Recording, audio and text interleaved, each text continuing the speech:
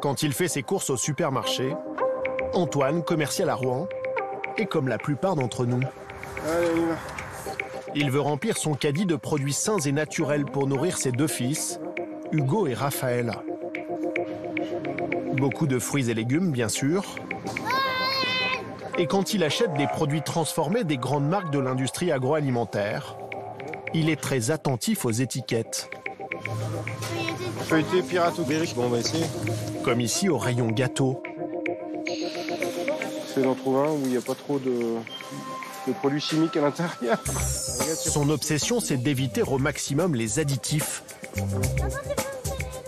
Carbonate, acide d'ammonium. Bisphosphate, disodique, gélifiant, pectine, émulsifiant. Problème, ces termes sont incompréhensibles pour la plupart d'entre nous. Et les additifs avancent le plus souvent masqués sous d'étranges noms de code. E133, E150, E250, E316. Du charabia. Alors comme près d'1 million de Français, Antoine a trouvé une solution pour y voir plus clair. Allez, venez, on va scanner ce qu'on a acheté. De retour chez lui, il dégaine son smartphone pour passer ses courses au révélateur. Ah, unique. Tiens, on regarde ce qu'il y a dedans. Cette application révolutionnaire lui permet de déchiffrer les étiquettes. Il lui suffit de scanner le code-barre d'un produit, cette pizza par exemple, et il peut instantanément savoir ce qu'elle contient. Graisse saturée, calories, sucre, protéines, sel. Mais ce qui l'intéresse avant tout, ce sont les fameux additifs. Ici, il y en a 4, dont 2 seraient nocifs. On se demande ce qu'on a ingurgité. Hein. Ah, les enfants, est-ce que c'est vraiment bon, ça? Non. Ça a un bon goût, mais bon. C'est un bon goût artificiel. Surprise, hop. La quasi-totalité de ses achats du jour contient en fait des additifs. Ouais. Alors, 5 additifs, un additif nocif. Polyrhisonnéléate de polyglycérol. C'est quoi? J'en sais rien, j'arrive à peine à le prononcer. Est-ce que vous avez déjà entendu ce mot-là, les enfants? Non. Isoascorbate de sodium. Non. Non. Hein. Il va falloir changer les gâteaux qu'on mange pour le goûter. Il va falloir changer les marques de pizza, changer le jambon. Il va falloir changer les 3/4 de ce qu'on mange. Quand je vois tout ça qui est pas bon, là je me dis c'est désespérant. Hein? J'ai pas envie qu'il vous arrive quelque chose parce que vous avez des additifs dans le corps. Après, tu vas faire pipi violet. Comme cette famille, nous sommes de plus en plus nombreux à nous poser des questions sur ces additifs qui envahissent nos frigos. Colorants, conservateurs, texturants, 338 sont autorisés par l'Union européenne. Mais un quart d'entre eux sont controversés, suspectés d'être nocifs pour notre santé et parfois même cancérigènes, comme le nitrite de sodium du jambon et certains colorants dans les confiseries. Alors, à quoi servent exactement les additifs? Sont-ils des poisons cachés dans notre alimentation? Et manger sans additifs, est-ce possible?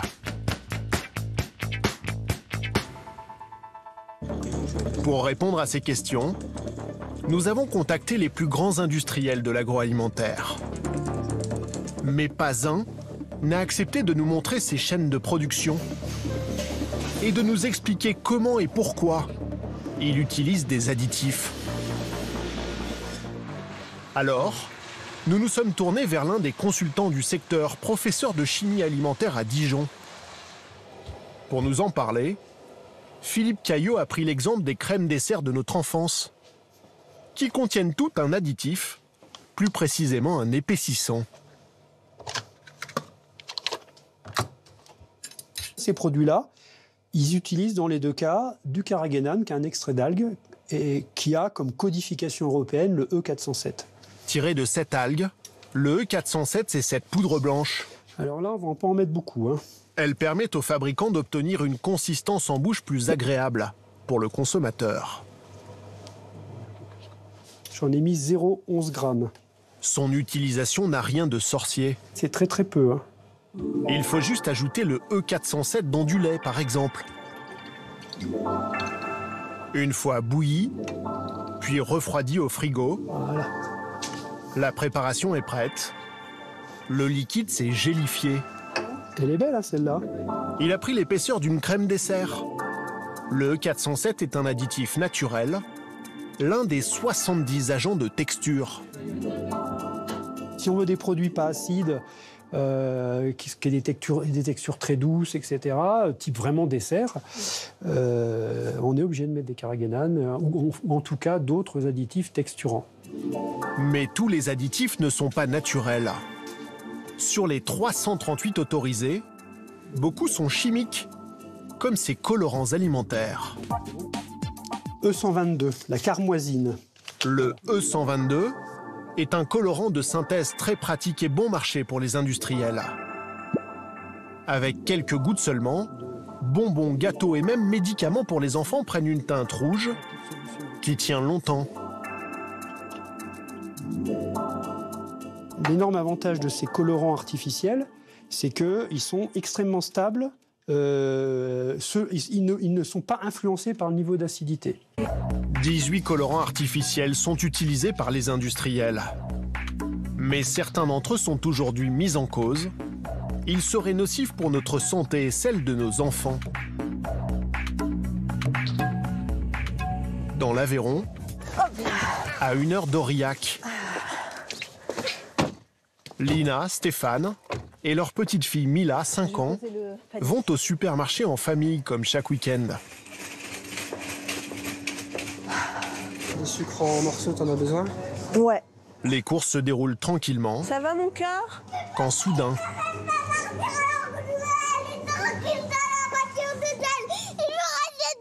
la petite fille pique une grosse colère.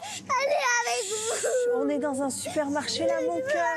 On est dans la voiture. Je peux y aller, j'ai pas envie que quelqu'un soit dehors. Pour sa maman, l'explication de ce coup de sang est évidente. Non, t'es pas assez grande et la voiture elle est... C'est ce qu'on a mangé il y a eu 1 heure à peu près je crois. C'est sûr ça? Franchement, ouais.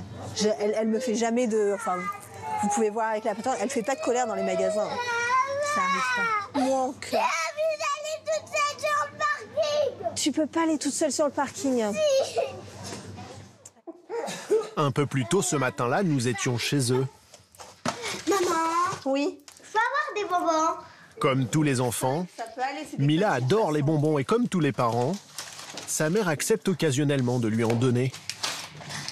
Mais selon elle, les colorants qu'ils contiennent provoquent chez sa fille des épisodes d'hyperactivité. Ça fabrique un état de colère qui, normalement, ne devrait pas exister. Malgré le bon sommeil et tout ça, ça va fabriquer ce truc-là. Hein.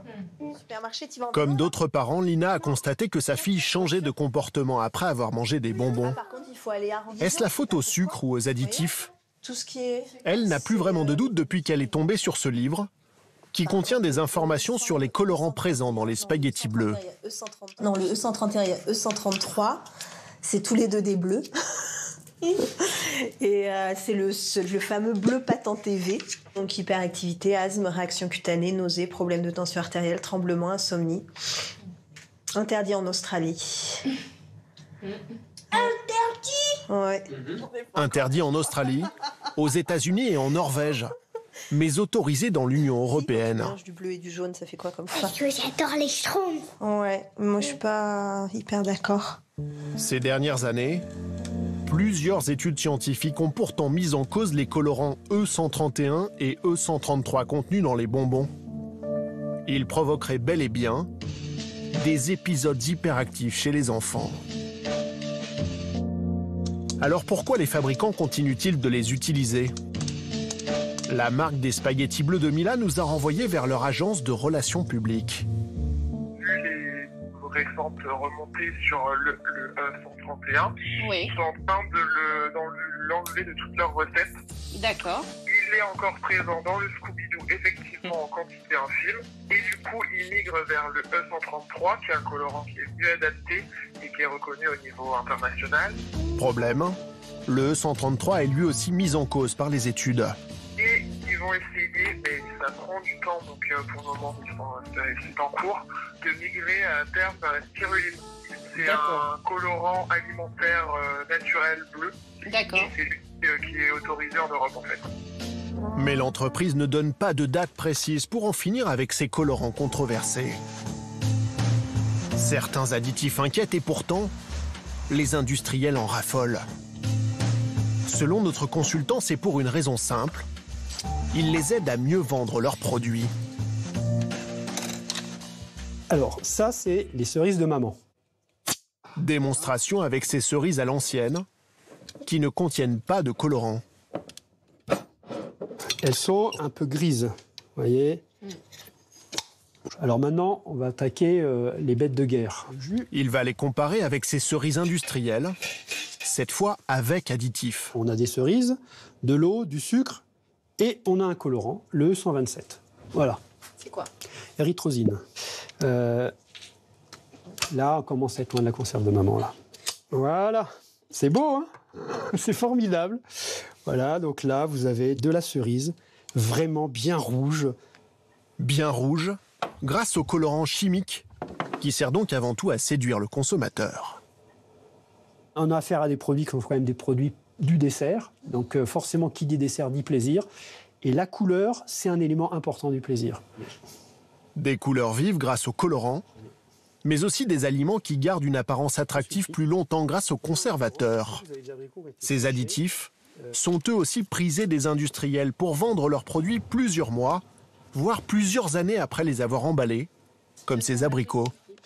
Là, vous n'avez pas d'additif. Il est séché, c'est de l'abricot séché. Il a pris une couleur peu engageante, hein. Il ressemble plus à un pruneau qu'un abricot. Et ici, vous avez des petits abricots séchés qui sont séchés avec du sulfite. On a des abricots qui ont une belle couleur orange. Résultat, les additifs sont maintenant présents dans la quasi-totalité des produits de l'industrie agroalimentaire. Un marché de 50 milliards d'euros. Mais certains nutritionnistes commencent à tirer la sonnette d'alarme, comme Laurent Chevalier, qui a fait de la lutte contre les additifs son cheval de bataille.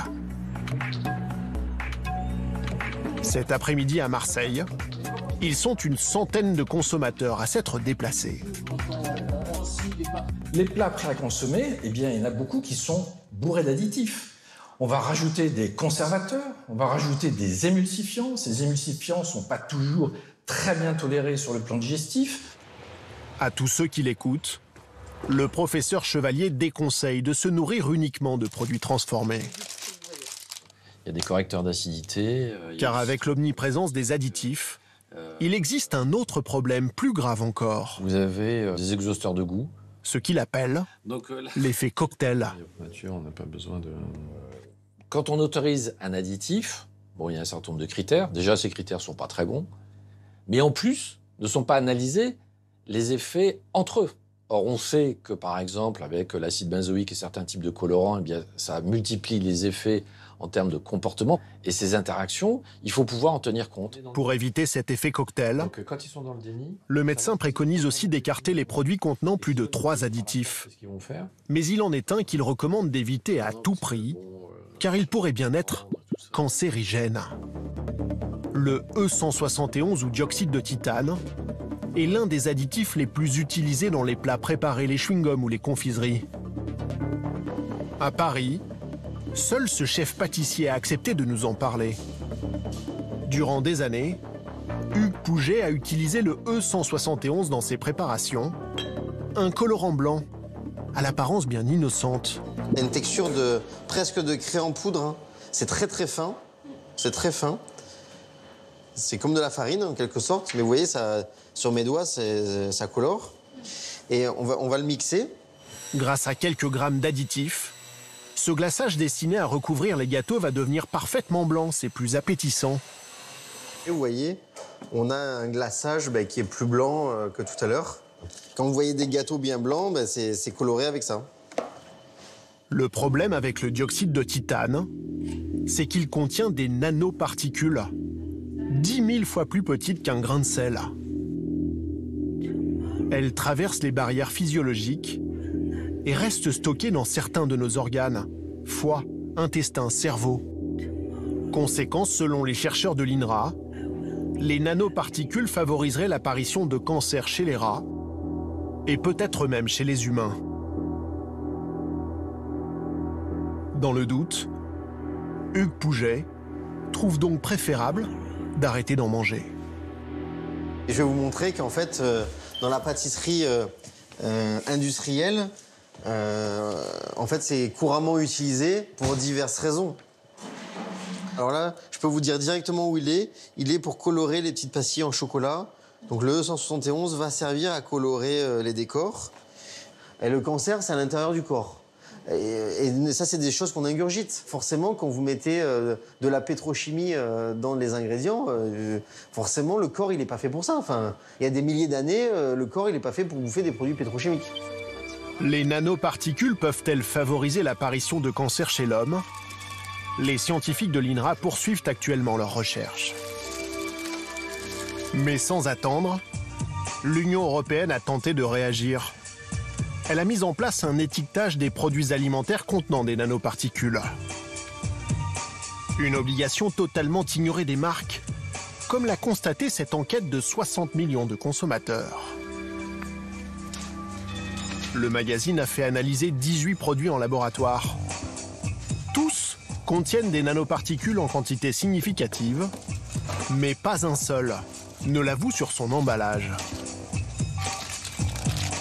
Sur les 18 produits que nous avons analysés, aucune étiquette ne mentionnait nano, normalement encroché derrière l'additif, derrière le dioxyde de titane. Enfin, c'est scandaleux. Je veux dire, alors que c'est sur quand même une substance qui n'est pas inoffensive, en tout cas on ne sait pas, mais qui devrait, un principe de précaution devrait s'appliquer. Or, le consommateur n'a aucun moyen de le savoir, donc il y a un manque de transparence évidemment total. Ce manque de transparence révolte aussi ces militants d'Agir pour l'environnement. Ouais. Une association qui veut sensibiliser les consommateurs aux dangers des nanoparticules. Alors moi je pense qu'il faut qu'on parte d'abord sur le rayon confiserie. Et y aller. Je pense que c'est la priorité. En pleine journée, ils n'ont que quelques minutes avant l'intervention des vigiles de ce supermarché. Dans leur viseur, les goûters pour les enfants. Les fameux Nilofan. Toujours pas étiquetés. Sur les emballages, ils collent le plus vite possible des étiquettes marquées « Alerte Nano ». Elles permettront aux clients de cette grande surface de savoir ce qu'ils achètent. C'est un règlement européen qui n'est absolument pas appliqué. On a beau lancer l'alerte. Les industriels profitent en fait d'un flou juridique pour ne pas étiqueter leurs produits. Tous ne sont pas hors la loi. Très connus. Mais certains ne jouent clairement pas le jeu. Des substances dangereuses. Ces militants demandent, eux, l'interdiction pure et simple du dioxyde de titane. Alors ils nous disent qu'ils vont peut-être sous 5 ans envisager la suppression des additifs, dont le dioxyde de titane. Mais ils fournissent aucun point d'étape, aucun échéancier très clair. La petite équipe se fait rapidement repérer par la sécurité. Bonjour. Bonjour. Ça va, ce que vous êtes en train de faire? On est en train d'étiqueter des produits nano. Ça avait été autorisé à le faire? Non. Non, mais ça devrait être mentionné. C'est eux qui ne respectent pas la loi. Ça devrait être mentionné. À ce jour, Agir pour l'environnement a identifié plus de 300 produits susceptibles de contenir des nanoparticules sans que les consommateurs n'en soient jamais informés. C'est des substances qui sont dangereuses. Et en fait, c'est les enfants qui les consomment. Bah oui, mais comment on fait? C'est eux qui sont hors la loi. Ils devraient l'écrire. Mais le plus incroyable, c'est qu'il est tout à fait possible de se passer d'un grand nombre d'additifs. Il suffirait que les professionnels revoient leurs recettes. C'est ce qu'a fait notre pâtissier Hugues Pouget il y a 3 ans. Dans ses macarons, il a supprimé tous les additifs, et en particulier les colorants chimiques. Et si je veux faire des macarons jaune-orangé, donc je mets un tout petit peu de curcuma. Le curcuma, c'est l'épice du curry indien. Donc là, on va mélanger. Elle permet d'obtenir la même couleur que le E110, mais en version 100% végétale. Vous voyez, là, il y a de la poudre d'épinards, de la poudre de betterave naturelle, mais ce sont des poudres naturelles. Il n'y a pas d'additifs à l'intérieur, il n'y a pas d'anti-agglomérant. D'ailleurs, ça se comprime tout seul.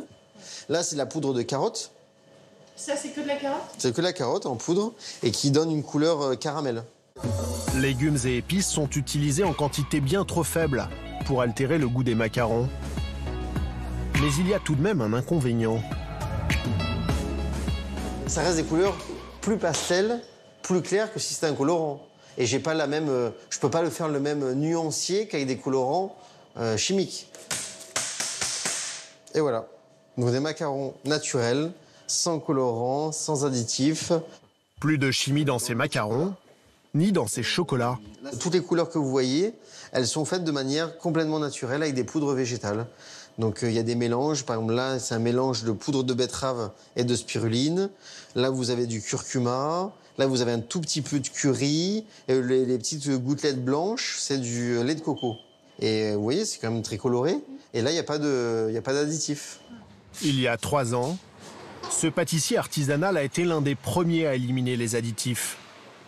Depuis, certains industriels de l'agroalimentaire lui ont emboîté le pas.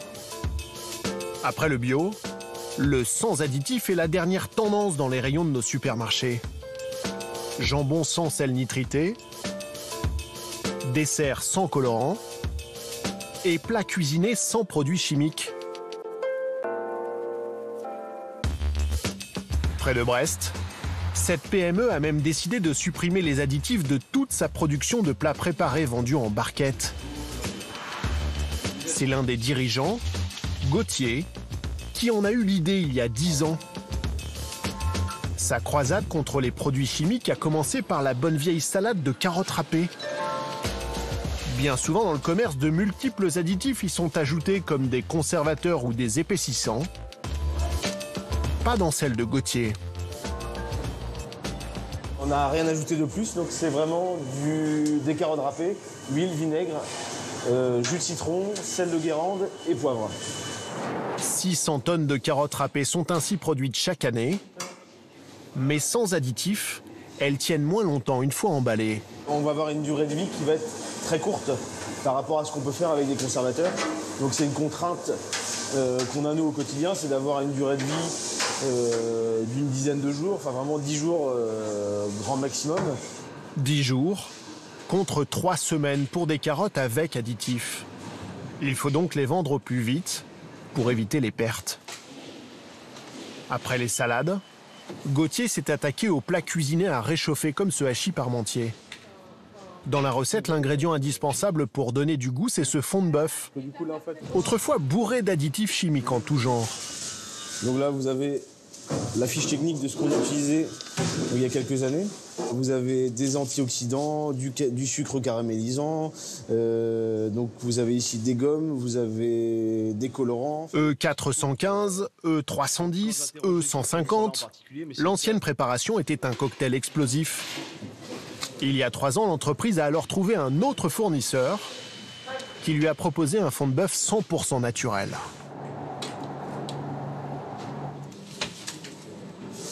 Là aujourd'hui, on est sur de la viande de bœuf pour 36%, le jus de cuisson de la viande de bœuf et du sel. Là aussi, le hachis parmentier sans additif tient moins longtemps une fois emballé. Alors pour augmenter sa durée de vie, Gauthier a trouvé une solution. Il pasteurise ses produits dans ces énormes machines. Mais cela a un coût plus élevé que les additifs, ce qui se répercute sur le prix de vente pour le consommateur. Environ 12 € le kilo de hachis parmentier, en moyenne 2 fois plus cher que ses concurrents. Comme pour le bio, manger sans additifs est probablement meilleur pour notre santé, mais c'est aussi plus cher.